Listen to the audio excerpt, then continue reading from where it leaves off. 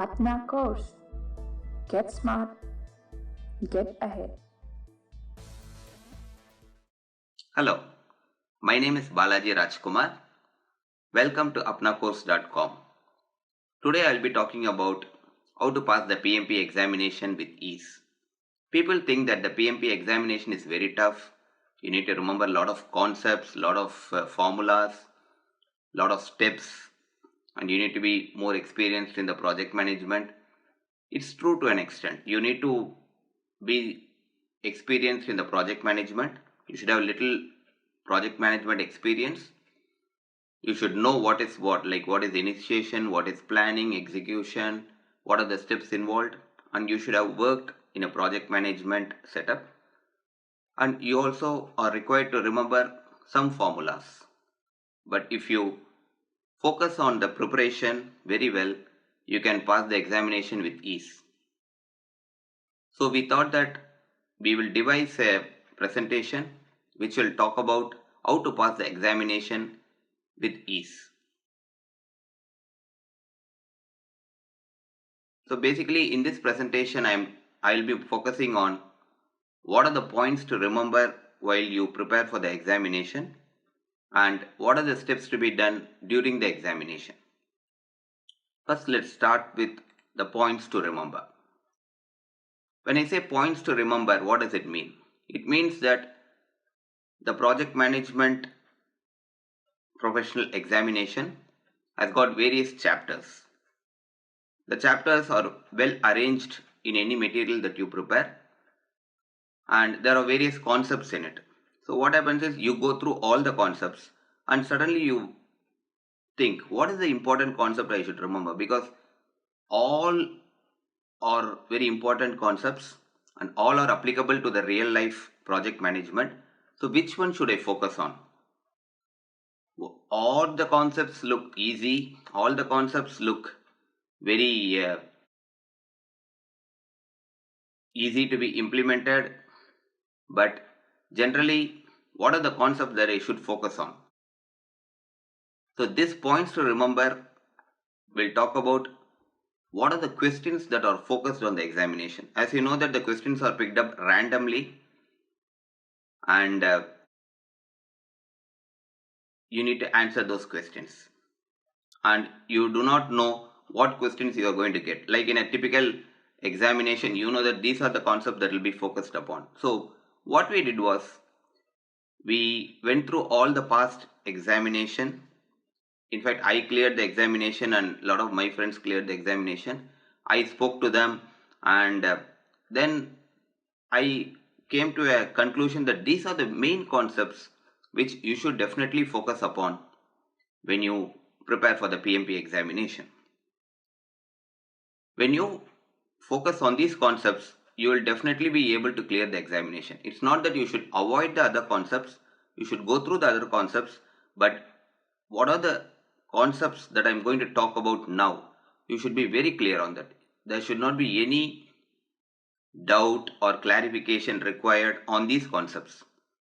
Any questions that are asked on these concepts, you should be fundamentally clear on them and you should be able to answer with ease. So let's start with the points to remember. This is basically for the preparation part. So as I said earlier, you need to go through all the concepts. You cannot avoid all the concepts. Go through all the concepts, but just remember with these points. The first point is change management. I should say that change management is one of the important topics in the PMP examination. I have seen that there is almost 15 to 20 questions on change management. Basically, you know that every project undergoes a change.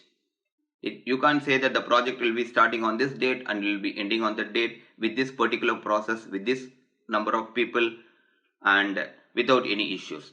You might face some issues. Suddenly there might be a change that will be coming up in the project which is inevitable or which is not required.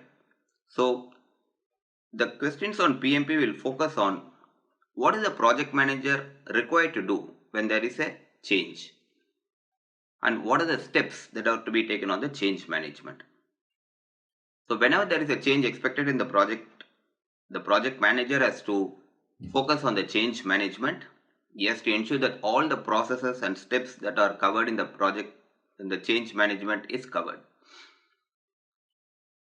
So you should clearly understand what are the various steps of change management, what is the process, and what is the project manager required to do in a change management. As I said earlier, you will at least get 15 to 20 questions in the examination. The second thing I want to emphasize is you might get 3 to 5 questions on the type of organization structure. Initially, you will be reading about the types of organization structure. It might look a bit easy. As you know, there are 3 types of organization structure, which is functional, matrix, and projectized. So they might give you a particular situation. They might give you a particular organization example and say that this is what is happening in the project. So can you say that whether it's a functional or matrix or projectized? Remember that these questions can be really tricky. The project might look like matrix, but it could be projectized. It might look like projectized, it is matrix. So focus on these 3 types of organization structure, understand each and every step of this organization structures, and then answer the questions. The third point I want to say is it's a general point. So you will find questions which require understanding the particular situation and answering the correct answer. For example, they might say that in this particular of change management, what are you supposed to do? There may be 2 or 3 options which look similar, but you should read the question very clearly.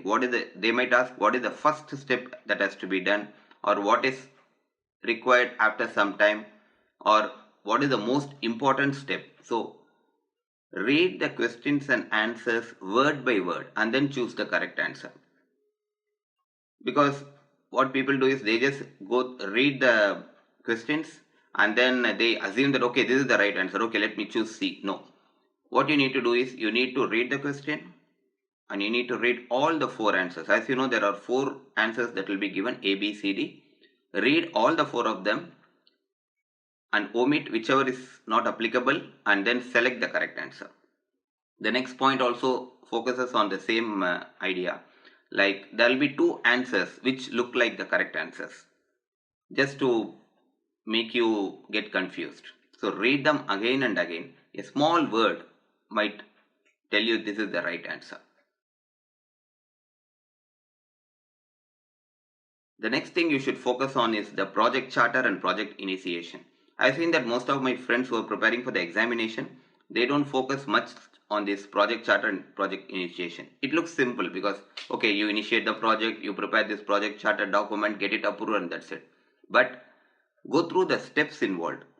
Go through the people who are involved in preparation of the project charter.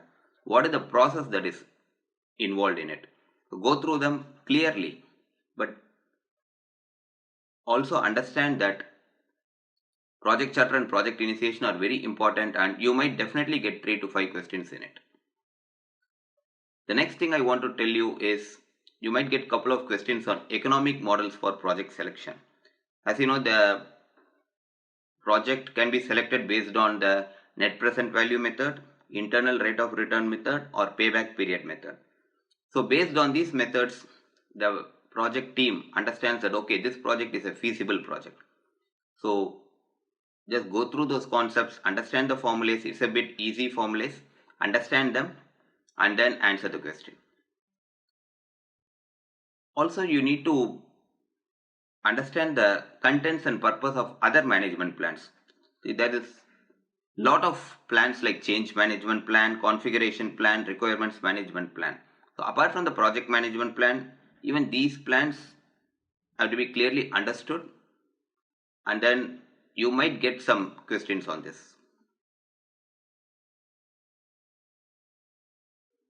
And other thing I have noticed is they also focus on the kickoff meeting. You might get at least 3 questions focusing on the kickoff meeting, like who are the participants, what is the agenda, what is to be done before the kickoff meeting, So those sort of questions you might get on kickoff meeting. So be prepared on that. And again, I need to emphasize on the change. So you need to be completely aware of the change process. And the main important thing is the integrated change control. So any project which has to be successful has to follow the integrated change control process. So you need to clearly understand the process and answer the questions accordingly.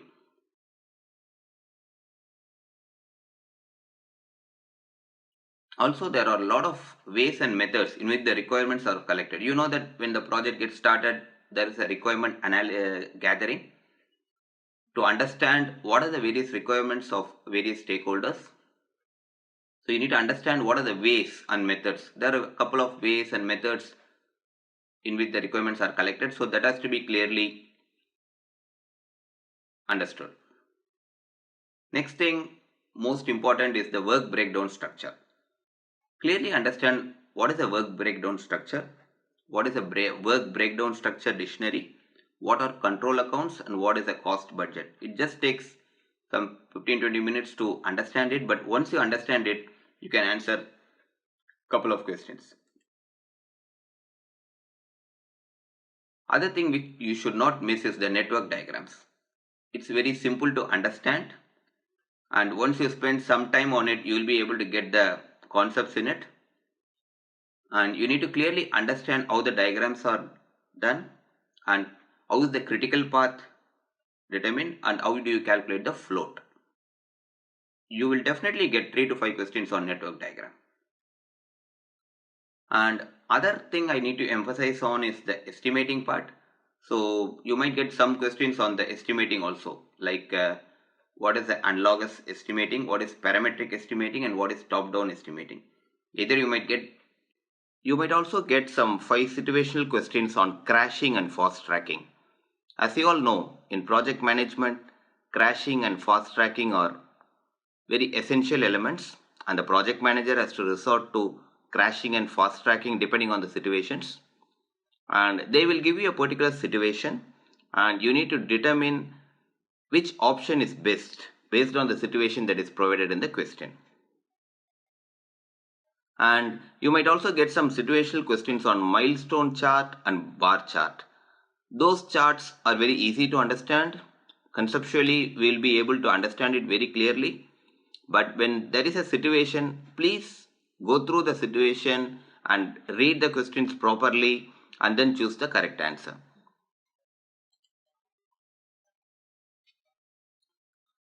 An important chapter in project management will be the earned value measurement. Basically, it contains a lot of mathematical formulas and you need to know all the formulas. There could be two types of questions here. One is they'll give you all the values and they'll ask you to find out the result.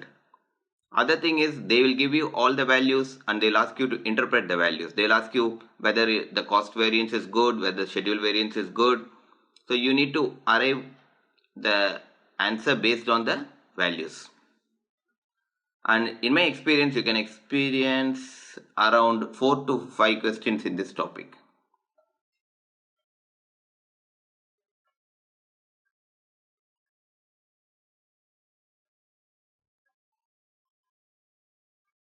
The next important thing that I want to emphasize is you should understand and memorize all the components of Rita's process chart.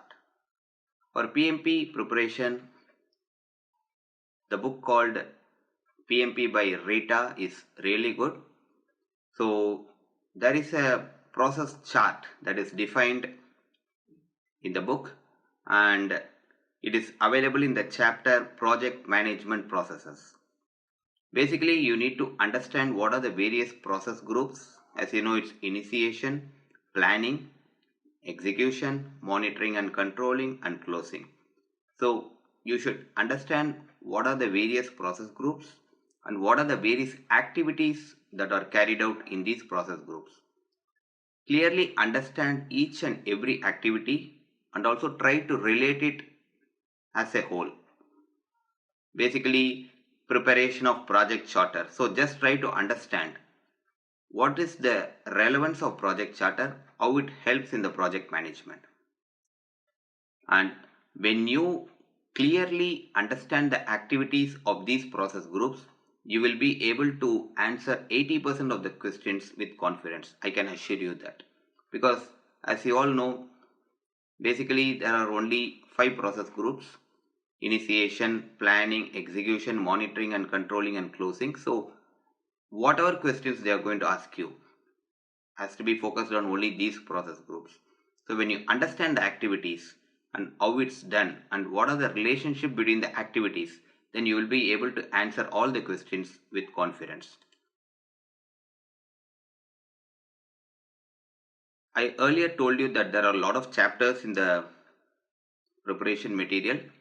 I would say that the quality management and risk management are the 2 chapters which you need to be completely thorough.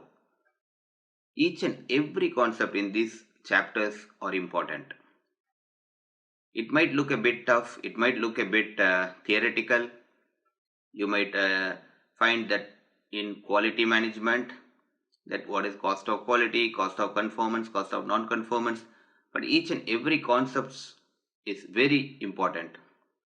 And when you are very clear in these 2 chapters, you will be able to answer 15 to 20 questions.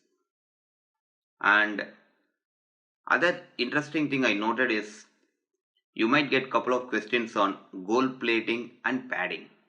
They might give you a particular situation and say that whether gold plating is really required or whether padding is required, or they might give you a particular situation and say that what is this, whether it's a gold plating or whether it's a padding.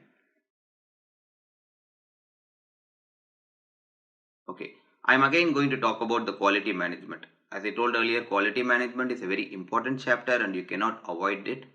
So basically, in the quality management, you need to be clearly aware of what is the distinction between the plan quality management, perform quality assurance, and control quality, and what are the various activities that are performed in these areas.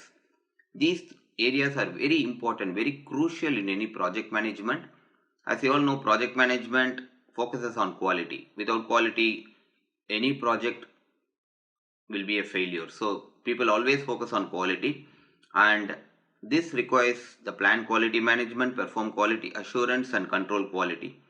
So focus on these chapters very well. And I have seen that there are a couple of questions on cost of conformance and cost of non-conformance. Probably they will give you an example and ask you, what is this? Is it a cost of conformance or whether it's a cost of non-conformance? So go through them also very well.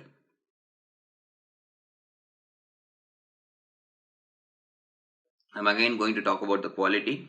So when I talk about quality, there is a concept called the quality control tools. There are 7 quality control tools. So understand them clearly what it exactly means, and I've seen that you will get at least 5 questions on this particular topic. And other important thing which you need to be aware of is a control chart. So the exam will have questions where they will give you a sample control chart and they'll ask you whether the process is in control or not. With little preparation and clear understanding of what control chart means, you can clearly answer these questions very well. And other thing I have noted is you need to be clear as to who is a sponsor and who is a stakeholder and what are the roles and responsibilities. Sometimes people get confused by the names, so please don't get confused. Just understand who is a sponsor, who is a stakeholder, and the roles and responsibilities. And you might also definitely get a question on RACI matrix. This is very important, so please don't ignore this. And the other thing which I have noted is the Tuckman ladder model on team formation and development. I've seen that these questions come definitely in the examination. As you all know, when a team is inducted into the project, they go through various phases. So Tuckman ladder has given these phases as forming, storming, norming, performing, and adjourning.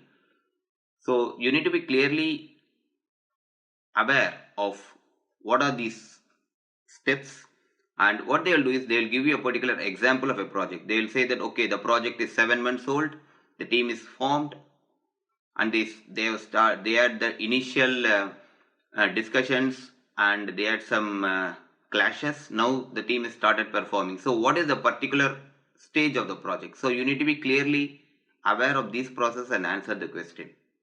Don't ignore this. I've seen that you get at least 3 questions on this model. And when we talk about the PMP revolves around the project manager, right? So the project manager has various types of powers. Only when a project manager is given a power, you will be able to control the project. So the various types of powers, as you all know, is formal, reward, penalty, expert, and referent. Go through this, and as I said earlier, basically you'll get a situational question, and they'll ask what is the power of the project manager, whether it's formal, whether it's reward, penalty, etc. So as I spoke to you earlier, please buy the latest edition of the Rita Mulke's PMP Examination Preparation book. It's not that this is the only book available. There are various excellent materials available, but I've seen that this material is down to earth and explains the concepts very well. And buying this book and learning all the chapters will definitely help you. And as I said earlier, memorize all the formulas. And there'll also be questions on types of leadership and management styles, like whether it's directing or whether it's facilitating. I'm not given all the types here, but you will definitely have it in the material. Go through them and clearly understand them.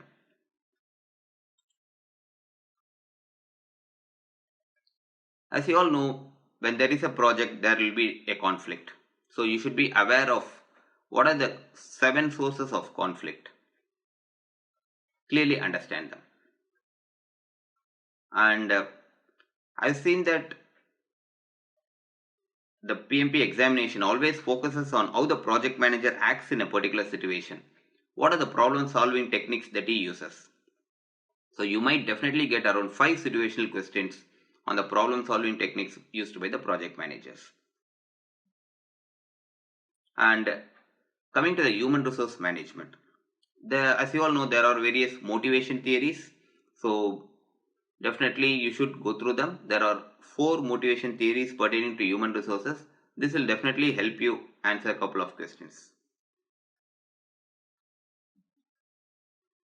And coming to the communication management, you might get a couple of situational questions on communication methods, like whether it's an interactive communication, whether it's a push communication, or whether it's a pull communication. They'll give you an example and you need to tell them what is the type of the communication method. Other thing is on the number of communication channels. It's a very easy formula to calculate the communication channel, but when it comes to the examination, the question will be tricky. It might ask how many communication channels are there in the project, or how many more communication channels have been added to the project. So be clear on the question, read them clearly, and then you might definitely expect 3 questions on this.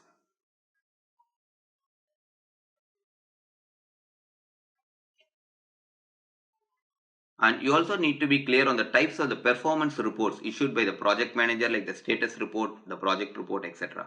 As you all know that the project manager is required to give the status to the various stakeholders. It could be a status report, it could be a project report. Just understand what is the contents of these reports and answer them well. And coming to the risk management, if you are clear of the risk management process and what are the steps involved in it, you will be able to answer 20% of the questions correctly. And you might get some questions on how the quantitative probability and impact are calculated, like EMV and Monte Carlo analysis. And you could definitely expect 3 questions on the risk response strategies for opportunities and threats. As I said earlier, the quality management and risk management are very important chapters, and focus on them very well. You might also get some situational questions on contingency reserve and management reserve. And you need to be very clear on the various types of contracts in the procurement management. So they might give you a particular situation and they will ask you what is the type of the contract that is suitable for the particular situation, or what is the contract which is advantageous for the buyer, or what is the contract which is advantageous for the seller. So understand the types of contract and read the question and answer them clearly.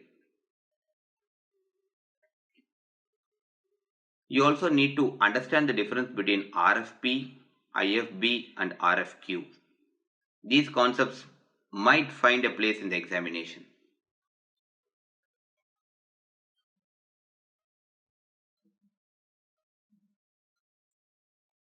Okay, you all know that in a project there could be contracts. Without a contract, a project cannot run.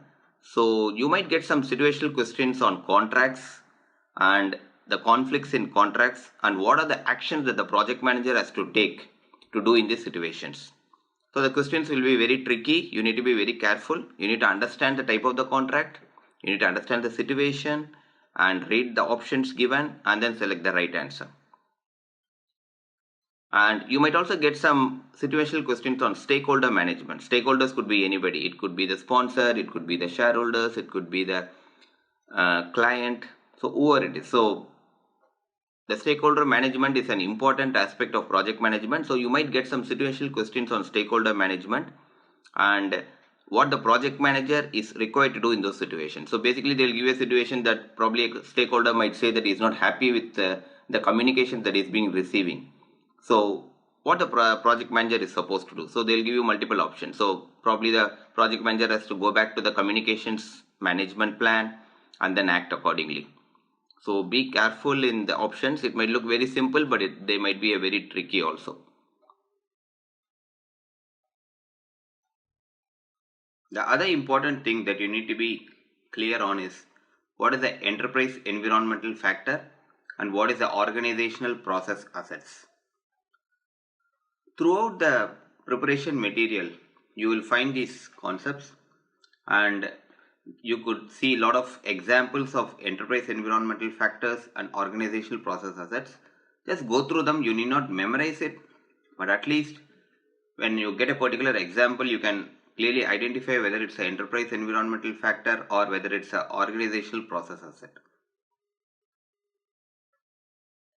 Again, talking about the change management, please note that even if a small change is made to the project, the change might not affect the cost or it might not affect the schedule. But if the change is implemented, the integrated change control process has to be followed. You may expect a lot of questions with different scenarios in this particular area. And you also need to clearly understand the difference between scope baseline, schedule baseline, and cost baseline. And one more thing I wanted to say. See, there are various inputs and outputs. Please do not memorize them. You will not be able to understand it clearly at all. If you clearly focus on the RETA's process charts and understand the process flow, it is sufficient. Some questions do not involve any of the concepts. You need to answer the questions using the logic and the best project management practices. You cannot say that this question comes from the quality management, this question pertains to risk management, but it's a general one and based on logic and what is the best action that the project manager has to do in that situation. One more thing I wanted to say is please do not ignore the last topic, which is the professional and social responsibility. That will give you more idea on how a project manager behaves in a particular situation. And talking about the Rita's PMP preparation book, at the end of each chapter you find that a lot of questions are given. Please do not forget to answer all the questions that are given at the end of the chapter. And once you answer them, check the wrong answers and analyze what went wrong. And list down the topics in which you answered the questions wrongly. Go back to the relevant topic and refresh your understanding. One more thing I wanted to say, this examination requires at least 3 to 4 weeks of intense preparation. And if you understand the concepts and the process flow well, you will be in a better shape to take the examination with confidence. So at least give 4 weeks of preparation time for this examination. Okay, now we are prepared for the examination. We know what are the important concepts, what are the formulas, what is the change management control the project manager has to do. So we are now clear on how we need to prepare for the examination. Now an important step comes, attending the examination. So I thought that let me give you some insights on what are the do's and don'ts when you take up the examination. Now let us see what are the do's and don'ts when you take up the PMP examination. Okay, one thing I wanted to say is you will be allotted a particular center. Try to know where is the particular center, how much time does it take to reach the center is the usual thing that we do when you take up the examination. And I would suggest that you arrive at least 30 minutes before the scheduled appointment time. And you need not carry any pens, calculators or pencils. They'll give you a scratch sheet. Scratch sheet is basically a paper material where you can do your calculations and write your formulas and notes, and you will be given a pencil. Any calculations that you propose to make can be done at the calculator that is available in the system. So you need not carry a calculator. In the system itself, you can go to a particular calculator and then you can use it to do the calculations. And once you are allotted the place, you start writing down all the numerical formulas and also various processes that you have memorized in the scratch sheet given to you. When you write the formulas, it will be very easy. Like when you get the questions, you can just refer the formulas and then input the values and then calculate the answer. Some people do not do this. They just read the question and then write the formula and then write the calculations, which takes time. So please write all the numerical formulas and also the processes that you want to remember. For example, what are the 7 quality control tools? If you want to write it down, you can write it down. So that will definitely help you in the examination. And you will have at least 15 minutes before the actual examination starts. During this time, you will be asked to refer to an online tutorial of the examination. Just spend 5 minutes looking at the tutorial. It's very easy and we will be able to understand it within 5 minutes and use the balance 10 minutes for writing the formulas and other processes. Okay, now coming to the real examination. Once you say, okay, let's start the examination, you get to see the first question. What you do is go through each and every question carefully. Read a question at least twice and understand what is the exact question. I repeat, understand what is the exact question.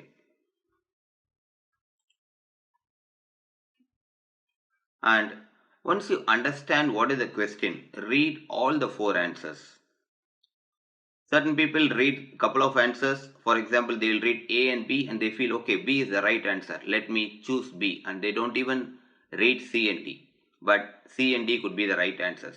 As I told you earlier, most of the questions have 2 answers which look very similar and which look that they are the right answers, but they are not.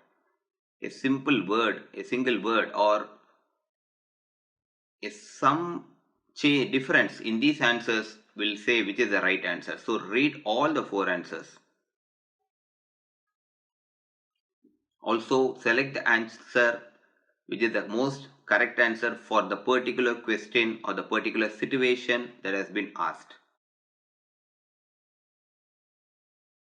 Yeah. And I've seen that 50% of the questions will contain 2 answers that are completely not relevant to the question. This is actually helping us. So when we see A, B, C, D, the C and D could be answers which are not relevant to the question. So it makes our life easy. We just remove this C and D and then select A and B. And then go through them, read A and B at least twice and then decide on the right answer. So the concept of elimination will definitely help in this regard. And One thing I want to say is do not spend much time on a particular question. Just read the question, read the four answers, and try to answer it. Read it twice or thrice, but don't spend more time. If you are not clear as to which is the correct answer, mark the question for review, and you can revisit the question later. This is one of the helpful steps that are given to us, like we can skip a question, mark for review, answer all the questions, and then come back and spend time on these questions. Because if you spend time on these questions now, you will not be able to complete the examination within the allotted time.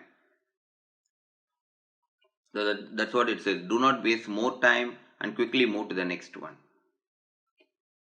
And one important thing that has helped me pass this examination is planning your timing. So basically, you know that the examination is a 4-hour examination.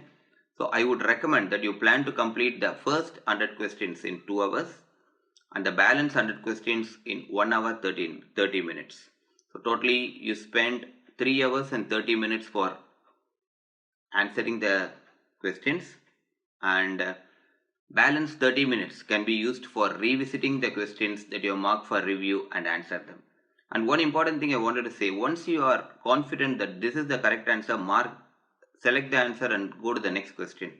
Please do not go back to the questions in which you have confidently answered. Only come back to those questions which you have marked for review.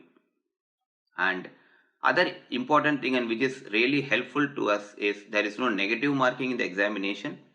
So it's not that if you answer a question wrongly, your marks will be reduced. No. So try to answer all the questions.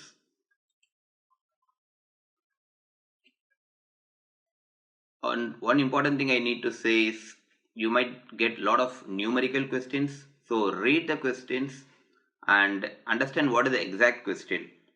Also, even if it's a simple numerical calculation, use the calculator for arriving at the right answer, because we might think that okay, 6.25 is the right answer, but it could be 6.28, and we might perform the calculation without using the calculator, and we might say this is the right answer, but we might miss it. So don't take any chances.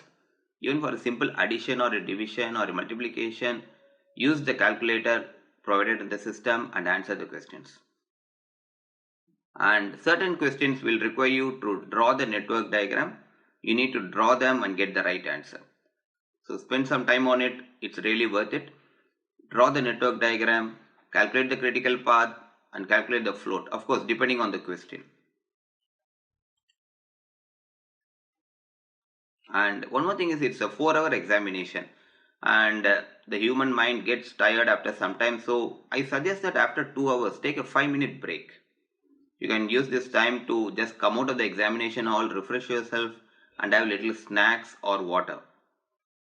This will help you to relax and then go back and answer the other questions. Otherwise, if you sit for totally 4 hours, you get tensed up, your mind doesn't get relaxed, and you might end up not answering all the questions or answering questions wrongly. So please relax after 2 hours.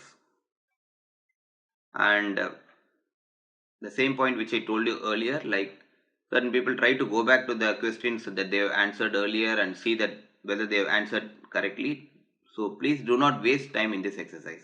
Once you have answered a question and feel confident, go to the next question and don't even look back at this question. And one more help that they provide at the examination center is they provide you the headphones.